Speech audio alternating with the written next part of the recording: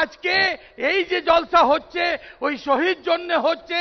আর panchayat election যে জিতা হয়েছে তার তার খুশির জন্যে এই জলসাটা আয়োজন হয়েছে। ভীষণ হিন্দু মুসলমান এইখানে যে জমা হয়েছেন শুধু মমতা ব্যানার্জির নামে জমা হয়েছে। মানুষ চোখে দেখো, যারা শত্রু তারাও দেখো যে তুমি যে মেয়েটাকে বলেছো যে কিচ্ছু করতে পারবে না, আজকে সারা ভারত বলছে যদি ভারতকে বাঁচাতে চাও মমতা ব্যানার্জিকে পিএম করো, এইটাও পুরো ভারত বলছে। আমি দিল্লি গেলাম সেইখানে, আমি বোম্বাই গেলাম সেইখানে,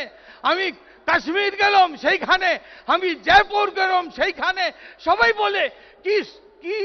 ইমানদার মেয়ে, কি সেকুলার মেয়ে, কি ভালো মতন বাংলাকে চালাচ্ছে, কি ভালো মতন অ্যাডমিনিস্ট্রেশন করছেন, কি মানুষ সঙ্গে কাজ ব্যবহার করছেন, কি মানুষের নিকটে আছেন, কি হিন্দু কি মুসলমান, যে যার